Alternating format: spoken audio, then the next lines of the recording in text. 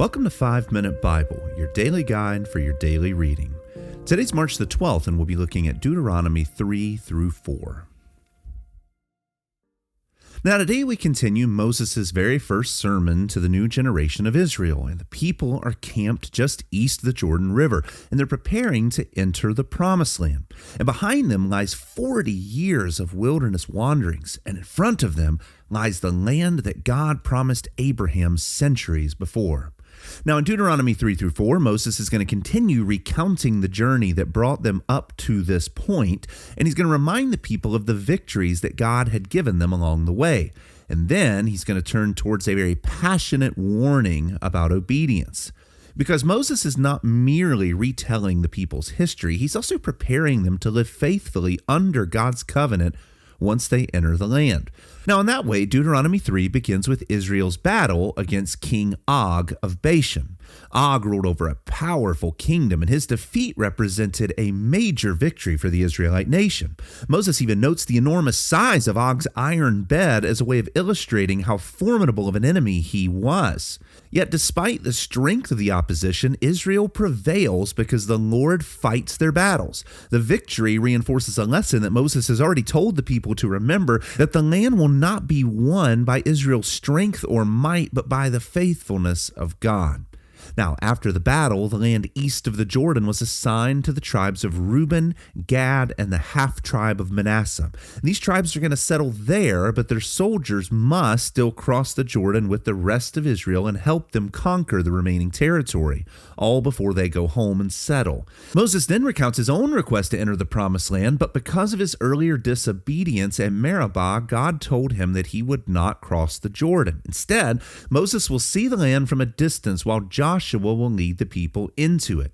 Then in Deuteronomy 4, Moses shifts from recounting events to urging the people towards obedience. He calls them to remember what they experienced at Mount Sinai, where God revealed his law and he spoke to them from the fire. Because God has revealed himself so clearly, Moses is telling them, that Israel must guard themselves against idolatry and remain faithful to the covenant. Now, as you read today, I want you to ask the following question. What happens when a people forget the God who delivered them? Deuteronomy 3 through 4 warns that forgetting God inevitably opens up the door to idolatry. And that's the central pattern in these chapters. It is a memory or a remembering that guards you for faithfulness.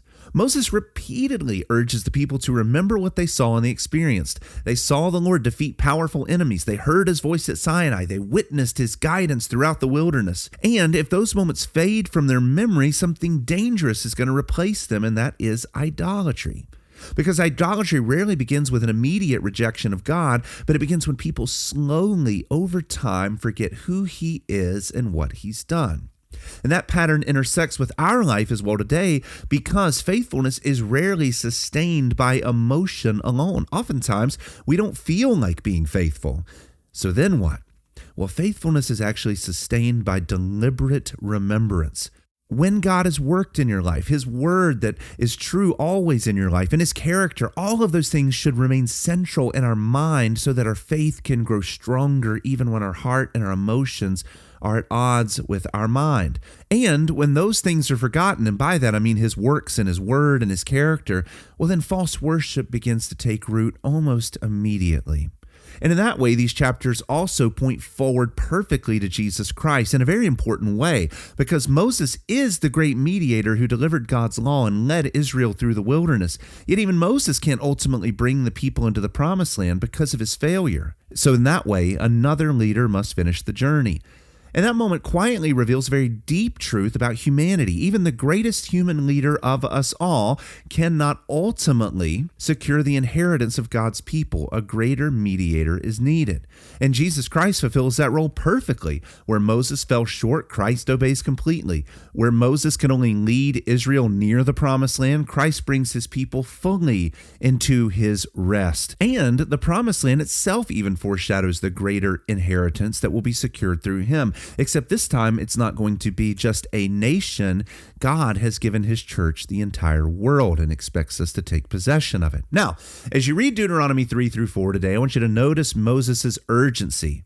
He knows his time is ending and the nation stands on the threshold of a new chapter. And tomorrow, we're going to see Moses begin explaining the law again, reminding Israel what covenant obedience looks like when they're in covenant with this God. But until then, read your Bible carefully, devotionally, and joyfully, and may the Lord use his word to sanctify you completely, and we will continue our journey tomorrow. God bless you.